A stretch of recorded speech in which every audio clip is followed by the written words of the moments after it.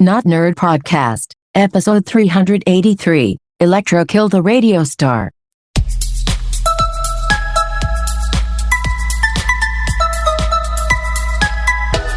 Welcome to the Not Nerd Podcast. I'm Nate Heath, and we are here to help you tech better. Here with me, as always, Mr. Dave Baylor.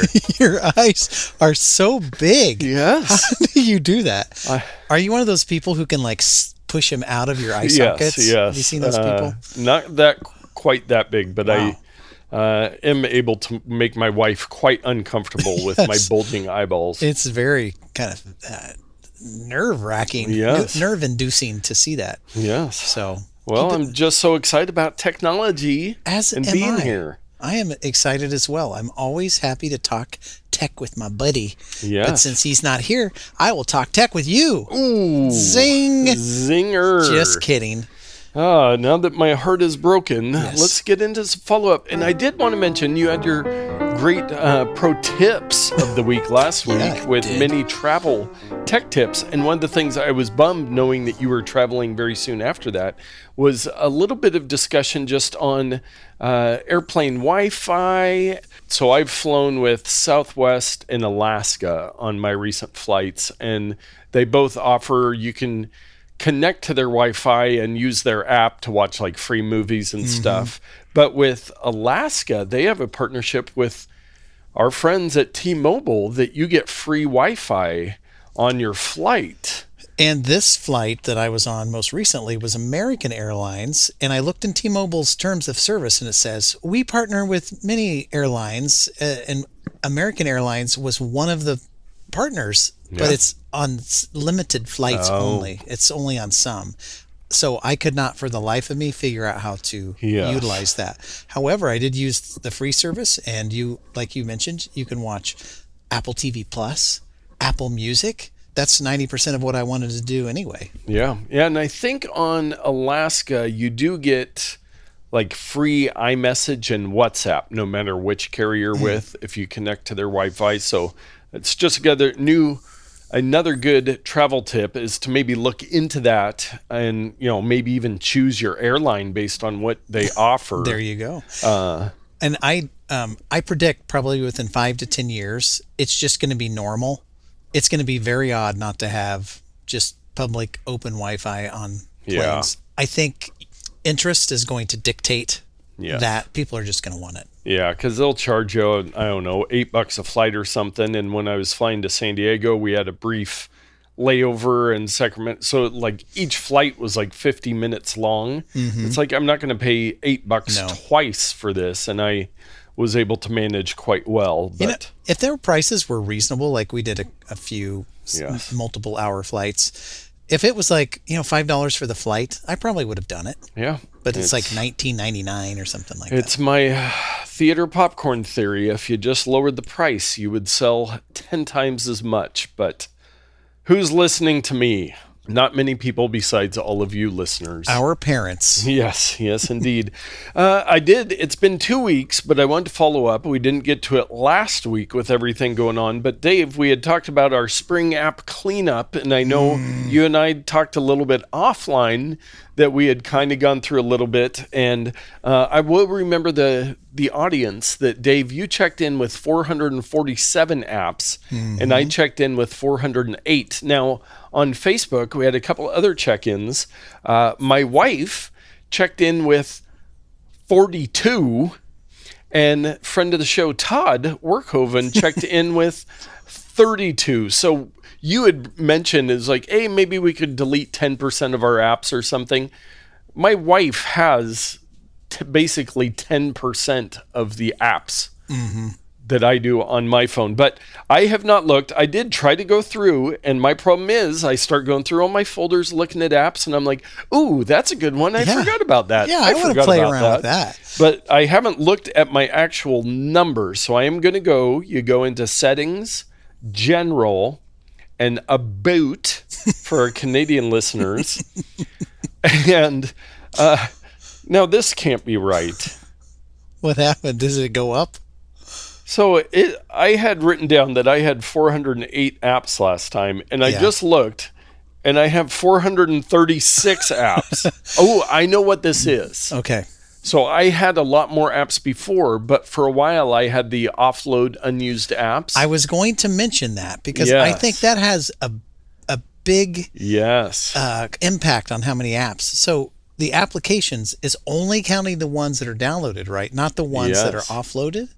Yes, because I went through it in a couple, like the games folders. I was like, I've got room on my phone. I should just download those in case I want to play them. And so, yes, I've actually increased by 28 apps since we last talked. But I probably deleted around 20 apps is all I was able to bring myself to get rid of. Yeah, the offload apps, I had to employ that because I was trying to import a bunch of images and video that I took with my new camera, and it'd say, you don't have enough space. And so I'd offload apps and et cetera, et cetera. So I have decreased from, what did you say? 447 down to 429. Wow. Because I offloaded a bunch of apps that I just normally keep around. Yeah, so you got rid of 18? Yeah.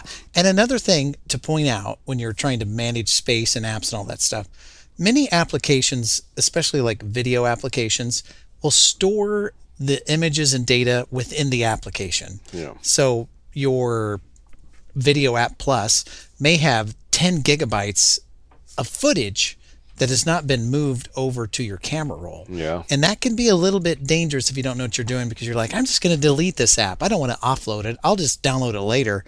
And it's wiped out all of your data. Yeah. So offload would be the better option in that case. It's just something to think about when you're trying to pare down your apps. Yes, yeah. So I sabotaged myself on this competition, but I will give a shout out to my wife for a convincing sales pitch. We were at Easter dinner at my parents', and some older family friends were there, and she's like, they always ask me tech questions, and the lady goes, yeah, my iPad, it's saying I'm out of iCloud storage, so I'm just going to have to delete a bunch of pictures and stuff off there. And I said, well, it's iCloud storage, so you could, pay to get more storage. I don't want to pay, I'm not paying for a subscription. And I was like, I gave in. I was just like, I understand that. But Chelsea's like, so how much is it? 99 cents a month? So $12 a year to be able to keep all the pictures of your grandkids? That seems worth it. And the lady was like, you're right. So Chelsea was the one to convince her that, hey, maybe paying 99 cents a month for iCloud storage. And then another older lady that was there, she said, oh, yeah, I pay the 99 cents. I've got to have that storage. So I was like, finally, we're making some impact. We're making some progress. Yes. And those people will be alive for a couple more years, and they'll be gone. And we'll have to convince a whole nother generation to pay 99 cents a year to augment your $1,200 phone. Yes. Yes. And our next piece of follow-up, this was just a random things I thought to Google. So my Pixel 6a, the pick of the week a couple weeks back, it has the in-screen fingerprint sensor. And I'm like, how secure can that thing be? Well, I Googled it, and according to Google, also owned by Google, Go on. or Alphabet, the parent company, it says the Googception, the under-display fingerprint sensor in Pixel 6a was tested to meet the industry standard for security, where the probability of an unverified fingerprint match is 1 in 50,000 attempts. That's not very high. Yeah. 50,000. With the amount of people handling my phone. Yeah. But I just thought I would, because I was like, it can't really be that secure. And like one of the old, like junk Android phones I got for a penny or something. I mean, that thing, the face detection, you could use like a photo of somebody. A dog and it would work. Yeah. It's one of those things. You just have to keep the honest people out. The coworker or the friend or whoever might get into your photos or your applications and do something weird. You just got to keep those people out. Yes. If a government agency or some clandestine agency has your stuff, it's all bets are off anyway. Yes. And we've been talking over the last month or so, again, about movie theaters. And I did see that we were recording on Monday, April 10th, that the new Super Mario Bros. Movie passes Frozen 2 for the highest animated global box office opening with $377 million with an M. Now, it's interesting to me that Frozen 2 was so high. I Yeah. know that Frozen 1 was really popular, but I guess Frozen 2, people, all this pent-up demand to see the sequel to their favorite animated show. Yeah. And I liked Frozen 2, but Frozen 1 I think was better. Yeah. But that's beside the point.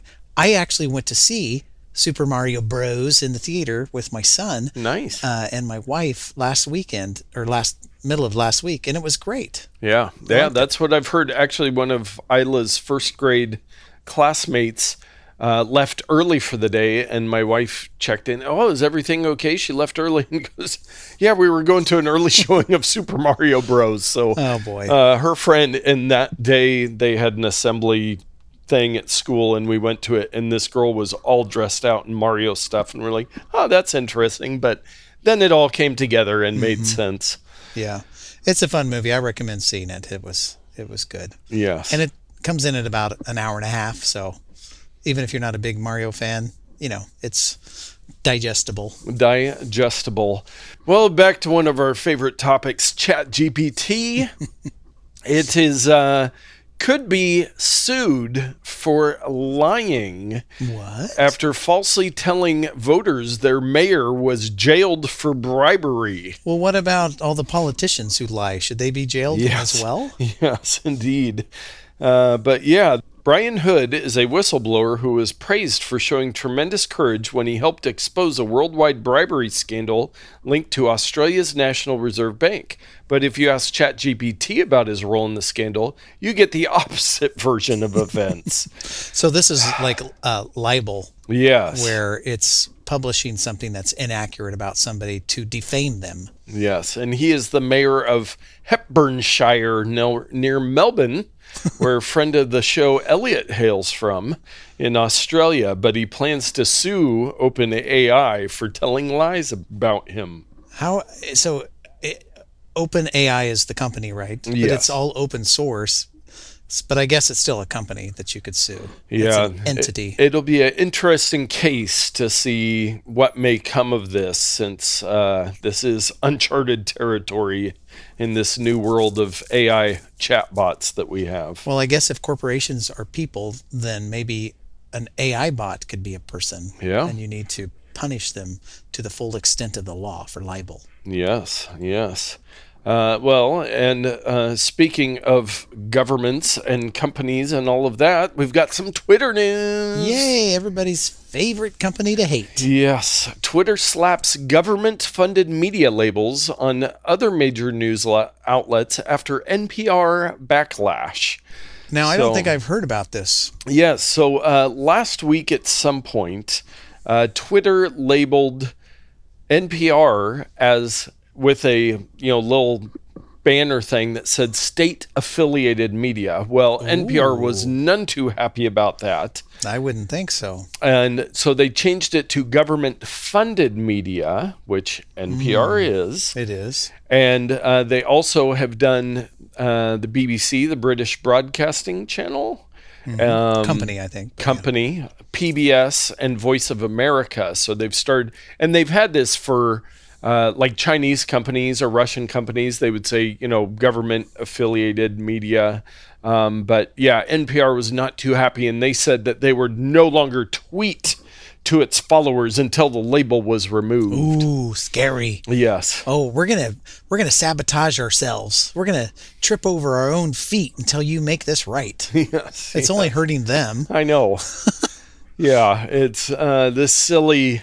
There is just such, even in some of the tech podcasts I listen to, there's such vitriol against all things Twitter and Elon Musk, and it's like, is it much different than it was before? I mean, people need something to hate, and That's absolutely true. yeah, Twitter is the current thing for many people. That's why we have this podcast.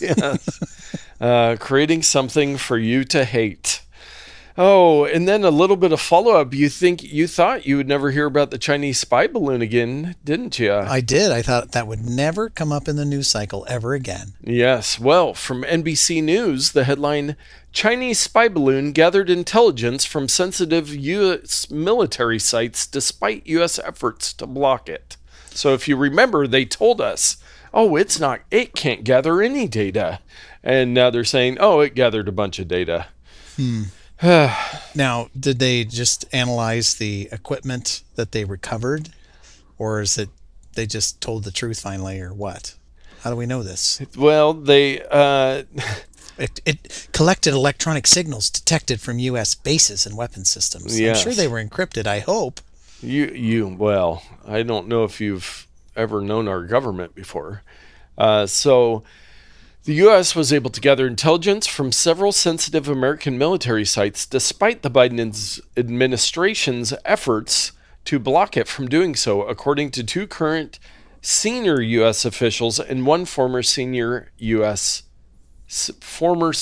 administration. Man, that's a wordy couple sentences there, or one sentence. Come on, NBC, get it together.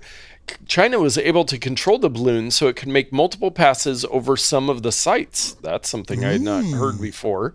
At times, flying figure-8 formations and transmit the information it collected back to Beijing in real time, the three officials said. Come on. The intelligence China collected was mostly from electronic signals, which can be picked up from weapon systems or include communications from base personnel rather than images, the officials said.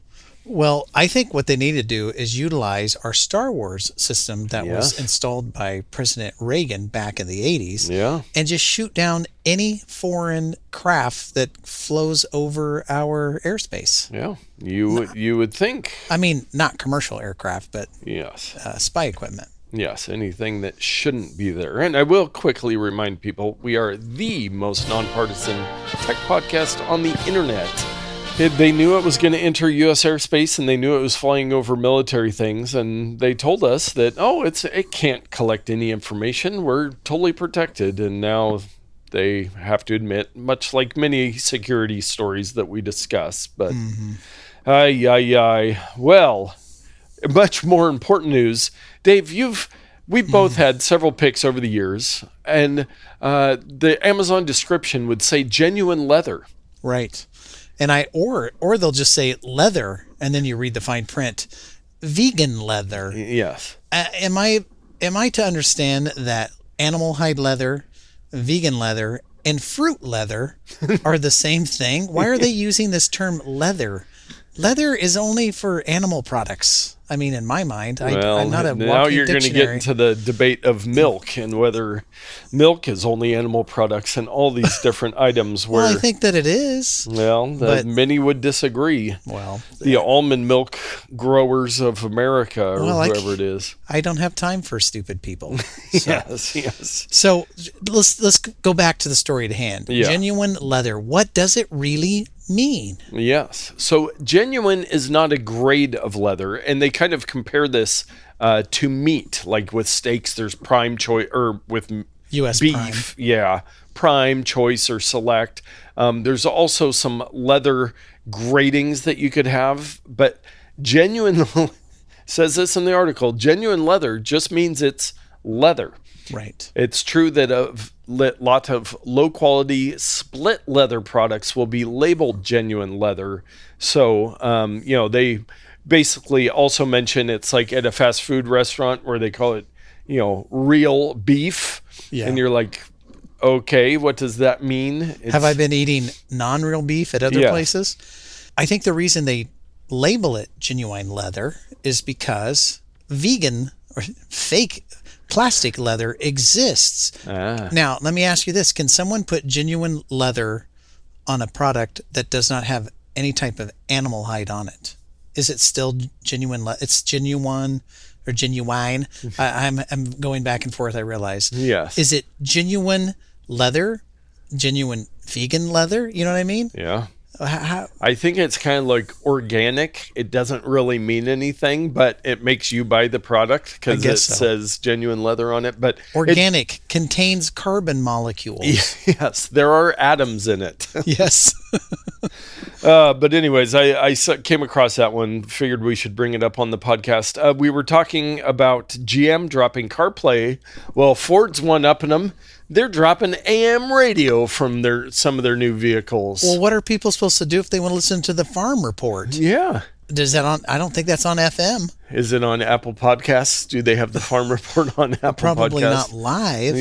Yeah. So they're doing it. They're dropping AM, which I could not tell you the last time I listened to any AM radio. I got to ask you though, does it save them any money to do so? I don't know. Let's say there's a government broadcast on all channels and all you can get is AM. I mean, what are you going to do? Yeah, and commercial vehicles will continue to offer AM radio, so maybe that's the fix for that. But it says drivers often turn to AM radio for live traffic updates and weather reports. I turn to my phone personally.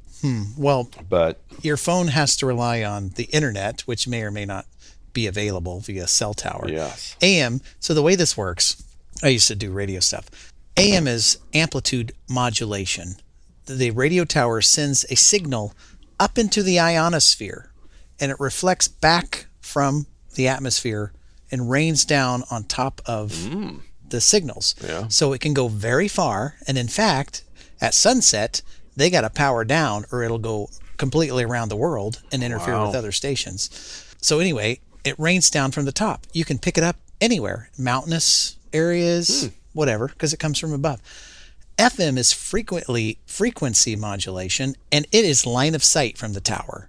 You have to be able to see the tower to pick it up. It doesn't operate as well in the wilderness type situations, whereas AM is available anywhere. So anyway, I just think it's weird that they're thinking that our vehicles are always going to be near towers or cell towers or radio towers.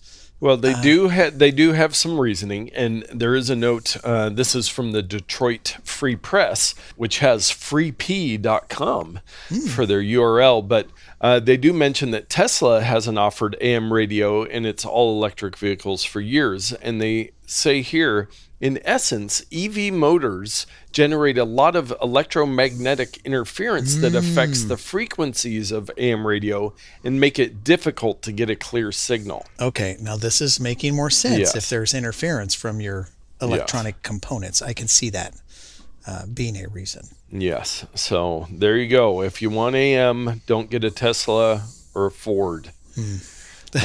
Man, what else is there out there? There's so few choices. Yes. And I do have to say, we missed it once again. World Backup Day was March 31st, and every year I miss it. I put it on my calendar this year as a repeating event, so hopefully next year I won't miss it, because we are all about backing up, and we have the phrase, one backup is none backup. That's right, Nate. You can't move forward unless you back up. Behold the power of backup. And I love that in the notes you wrote, we missed World Backup Day again. That's your title. Yeah, I don't have a good backup for remembering World Backup Day, but I will link to worldbackupday.com, where they have some great resources. They have some stats. 21% of people have never made a backup. Not our listeners. No. Other people. No, they know. Yes. And it's funny, you could utilize me as a backup and have me put it on my calendar so that I could remind you. Yes. But we're not that sophisticated. No, really, I should tell my wife, and then she would be much better. 113 phones are lost or stolen every minute.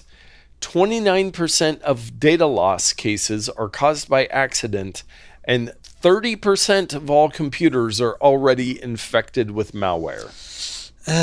I don't like that statistic. Yes. So I think I know a lot of people who have that case of their computer being infected by malware, and it's like, you're running Windows 3.1 on your 25-year-old PC. It's like, it's not much I can do to help you.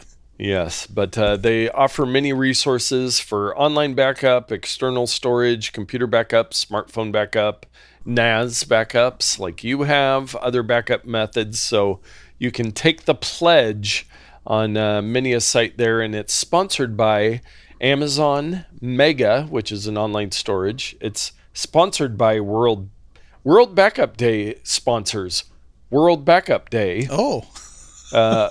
Midgen host, I've never heard of, iStorage, and my favorite, Backblaze. Backblaze, yes. So go to notnerd.com/Backblaze. Yeah, or Backblaze, because I misspelled it one time or something. But so go there if you want to sign up and give Nate a very small but appreciated kickback. Yes. So World Backup Day, we're a couple weeks late, but it's never too late to back up. That is so true. And it's also never too late for Dave's Pro Tip of the Week. So we did a lot of travel tips. Yeah. How about we do a photography tip? Yes. Everybody loves always. this. This was new to me. And coming back from travels, I have multiple hundreds, nay thousands of photos to comb through. My camera, I've got it set on when you press the shutter button, it'll just go click, click, click, click, click, click, click, click for as long as you can hold it, which is great for people who might blink or, they're turning their head, or the bird's flying by and you want to catch the bird. But it's really terrible for managing the photos because if you have many that you want to keep, you got to go in and edit them individually, et cetera, et cetera. Well, I found, this is new to me, tip.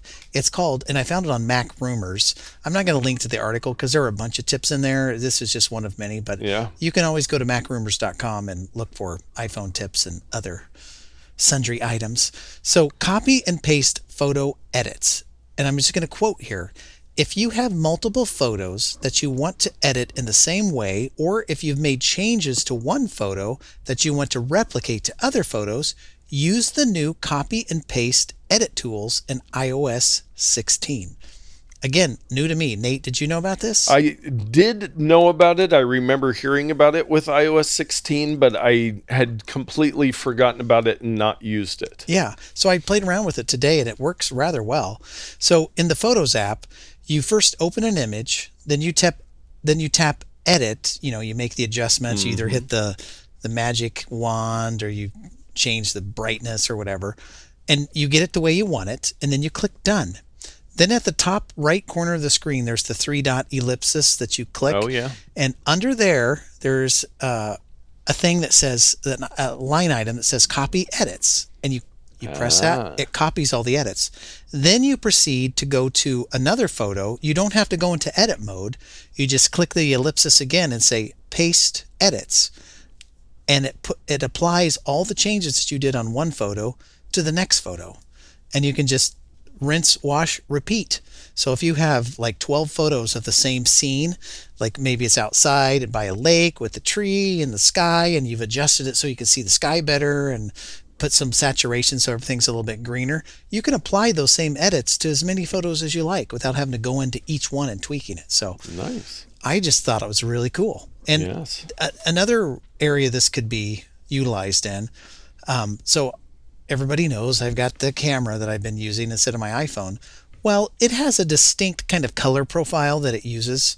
And maybe every photo I have to boost the saturation, or every photo I have to boost the exposure, or, whatever the case may be, just because of the way I have it set.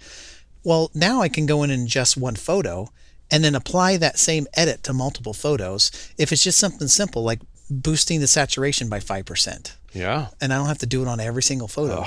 So anyway, great time saver. But yeah, copy and paste photo edits, a new thing that I learned just recently. Very nice. I'm going to use that. I just played around with it while you were talking, and that is nice for when you do a bunch of the same thing and you can kind of standardize that. So I need to learn it a little better and use it. That's what use I need it or to. lose it, as they say. As they say. Well, on to our takes of the week. We've been talking about it, but I don't think we've specifically talked about the actual Restrict Act, which is being labeled the TikTok ban bill. So this is the new act going through Congress. Yeah. and they've kind of written it up to get rid of TikTok, but a lot of people are looking at it, and this article is from Ars Technica, and their headline says, the TikTok ban bill is so broad it could apply to nearly any type of tech product.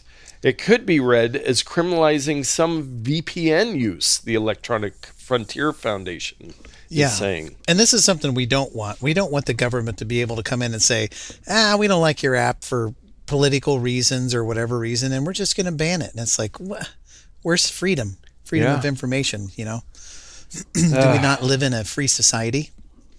Some would debate that, but so it sounds like hopefully this bill will not go too far, and there's a lot of debate even on whether we should really ban TikTok or not. But this bill seems like it was not written adequately to do what they're intending, and that it could be used to do a lot of other things by whoever decided to implement that. So, well, why can't they just ban TikTok? Why do they have to do a whole bill? Oh, government. Yeah. Government. Well, this is a fun one kind of a fun one that you found. I wonder if they've sold the movie rights yet. Thieves tunnel through coffee shop wall to steal $500,000 in iPhones from Washington Apple Store. Yes, and this actually came by way of superfan Tyler, who sent this to me. Yes, I read the article. I looked at the photos. Imagine this scenario. It's 9 p.m. The Apple Store is closed, yet the attached bakery/coffee shop next door is still open. And so thieves go in to use the, quote, restroom, cut a hole in the wall, go through into the Apple Store, steal a bunch of stuff, and haul it out back through the coffee shop. Brilliant idea. Yeah. Now, what are they going to do with all these phones, right? Because you might think, well, Apple probably has the serial number of all these phones because, if anything, they're good at tracking their equipment and their money. It's hard to take money away from Apple, right? So they're probably going to brick all these phones and make them worthless. But guess what? You may be on Facebook Marketplace and someone says, oh, I won an iPhone 14 Pro Max 512 gigabyte for a work contest. I got 3 of them or whatever. Yeah. And I'm selling them. I just want to get rid of them for $600. And you're like, that sounds so good it's too good to be true. Well, we all know if it sounds too good to be true, it probably is. You buy it, you get it home, you open the package, you turn it on, and it says, I'm sorry, this phone is not able to be used. Please return this to Apple immediately. Police are on their way to your location right now. Yeah. So I think that's the rub. Or they're going to sell the phones to people who can tear them apart for the parts. Yeah. And even there could be a scam there. Many of the parts can only be used if they're authorized through Apple. And so you might buy a screen with a thumbprint reader or Face ID thing. You buy it for $60, you put it in your phone, and it's like, oh, it doesn't work because it's not been authorized type of thing. So, anyway, thieves make me angry, but what a crazy story. $500,000 worth of iPhones. Yeah. That's like 3 iPhones. Yeah. No, I'm kidding. Yes. I tease. Yeah, so it'd be more around 500, which is a lot of iPhones. How did they get them out of there? 500 with nobody noticing? Yeah, crazy. They're still in the coffee shop.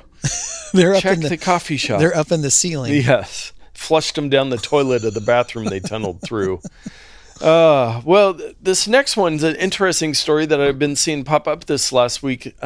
Somebody found that the Bitcoin white paper is hidden in every modern copy of macOS. So a Bitcoin white paper explains how Bitcoin works, or what? It's a PDF copy of Satoshi Nakamoto's Bitcoin white paper that is, the whole explanation of the setup of how Bitcoin works. Mm-hmm. And I think he was looking to try some app that was hidden on there, trying to open a PDF or something. And in the system library image capture devices, virtual scanner app contents, resources folder, there's a simpledoc.pdf. And when you open that, it is the Bitcoin white paper. It says Bitcoin, a peer-to-peer electronic cash system. I wonder if an employee needed a document to test this feature out with, and that's the document they chose. and it just I has saw remained somebody trying to speculate that maybe this means that Steve Jobs is Satoshi Nakamoto and all this No. stuff, but it's... He's not in there programming anything. Yeah. Not yes. since the 70s. Yes, exactly. So a guy named Josh D on Twitter. Here's a mystery. Why do I have an image capture device called Virtual Scanner 2 on my Mac? It shows a preview of a painted sign that for some reason closely resembles a photo by Thomas Hawk on ClusterShot, but not exactly. The scanned version looks more weathered. So he found this Virtual Scanner 2 application that's not like a released application, and then this folder was, or this document was within there. So crazy. And it says one other oddity, there's a file called cover.jpg in the resources folder used for testing the photo media type. It's a photo of a sign taken on Treasure Island in the San Francisco Bay. Wow. It's weird.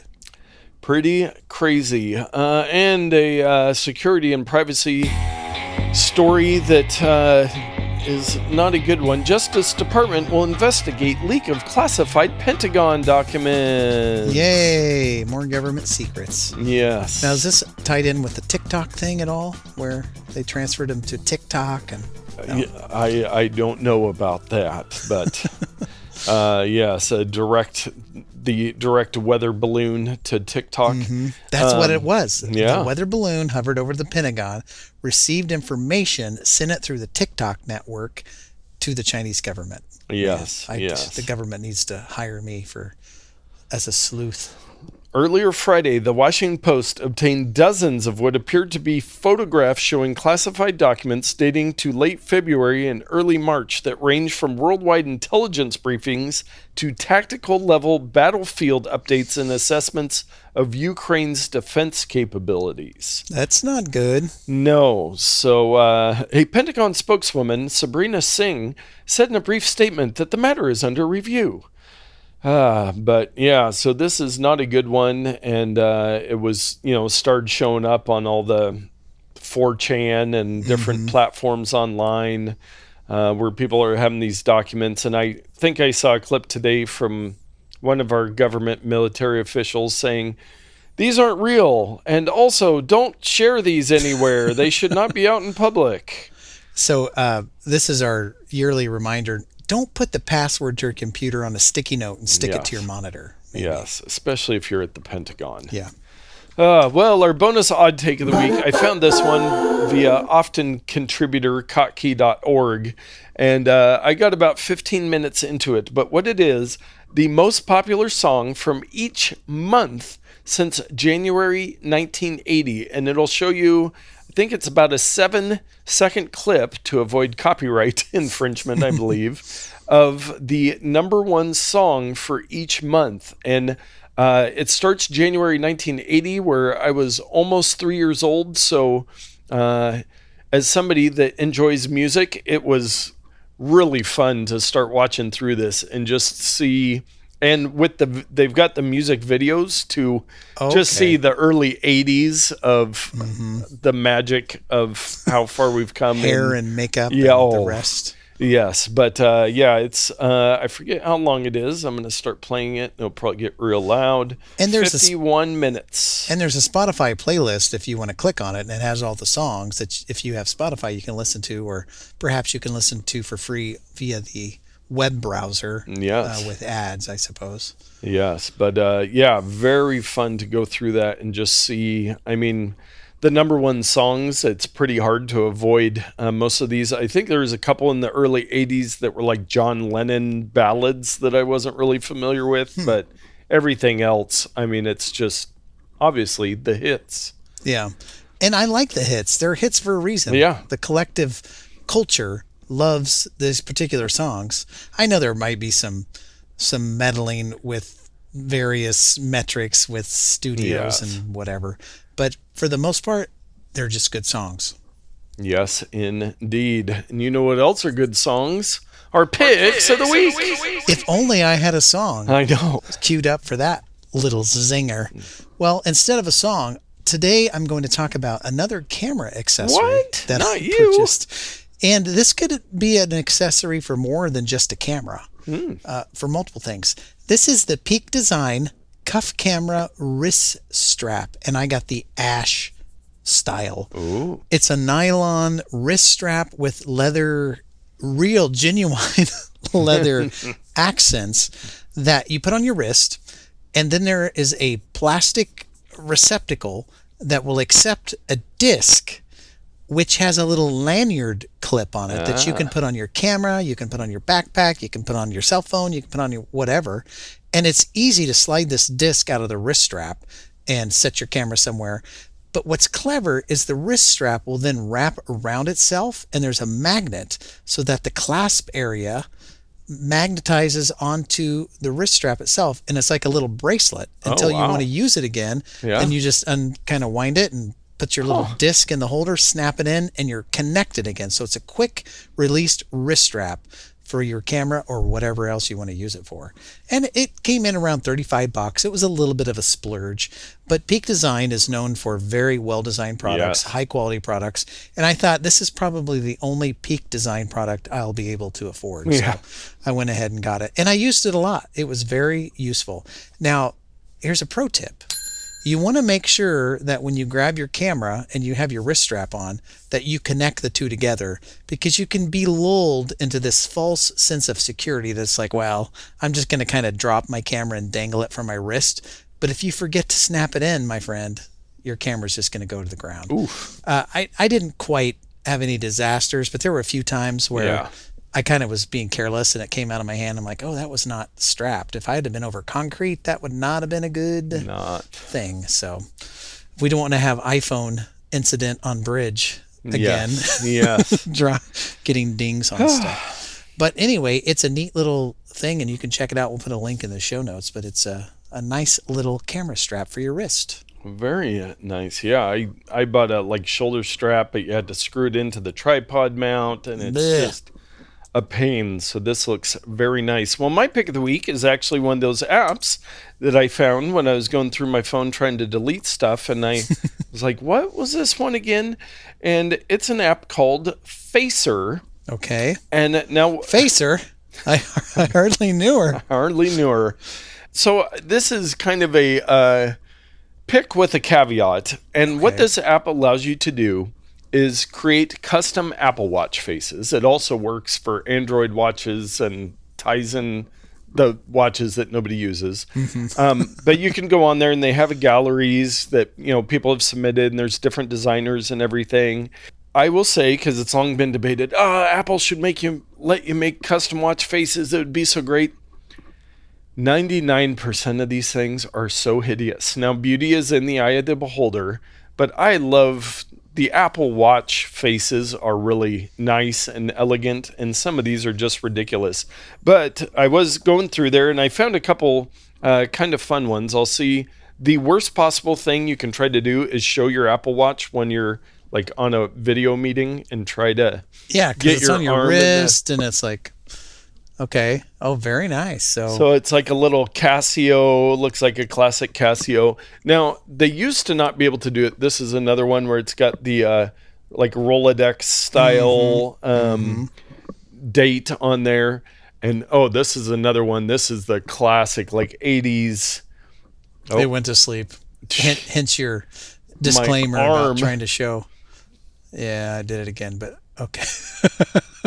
I'm contorting. Oh, there we go. Yeah, so it's a little field of green with the letters inside. Yeah. This is not unlike the Clockology app that you can install on your phone that runs on your watch, and you can put custom watch faces on there.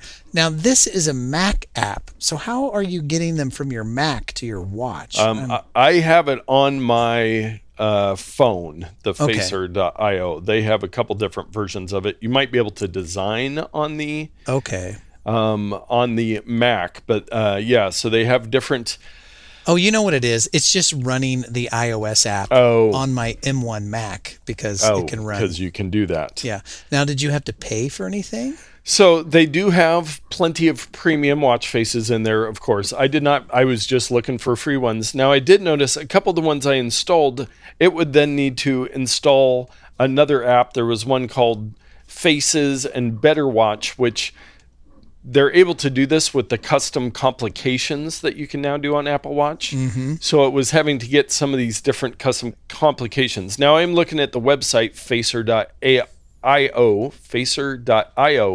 and they do have the Facer Creator that you can download on the Mac App Store to actually build your own watch faces on your computer. So I might try that out. Maybe we'll make a not nerd custom watch face. And I'm going to go back and say a lot of these just do not look nice on an Apple Watch, but there might be something in there that you think is really fun, something that you're into that you might want. So I figured I would make it a pick. Yeah. I haven't got past, there we go. You have to swipe. I was going to say on my computer, I can't get past the buy this now type thing, but on my phone, I certainly can. So many of these are very similar to what Clockology uses. Now, I will say, the Clockology, there is a paid version so that you can get the weather stuff because that's behind a paywall. But everything else seems to be free, and you can make some adjustments in the app. But it's very difficult to use. It's much easier than it used to be. Yes. But, I mean, it was like, for months I'd try to figure out this thing, and I'm like, I don't know what I'm supposed to do. But now it's just kind of download it, install it. But I will try this Facer because it's kind of fun. The app has to run all the time to be your watch face, and then your Apple Watch really doesn't like apps to run indefinitely. Well, and it actually does it as a watch face. So how does that work? So I think with the custom complications, there's my... Are you sure it's just not an app running? No, you just swipe through, and if I click and hold, it shows as an actual... So it's using these custom complications. This is witchcraft. Yeah, I think it's just on the latest version where you're able to do... Everything is premium, though. Not everything. If you find the really bad looking ones, they're free. I think there's a way to go in. So what's this $14.99? Is it forever or is it for a year? I don't know. So if you go into top charts, you can go to top free. And then you can look through there. So the number one top free is Royal, which is a Hermes knockoff watch face. But I see. Yes. Very, very nice. Well, I'm going to try this out, and I will report back on what I think of it. Very good idea. And if you would like to get either of these picks or many of our other picks, you can head over to notpicks.com and check them out there. With that, we're going to wrap up this episode. Thank you so much for listening. Share it with a friend. Hit us up on the socials. And get out there and tech better.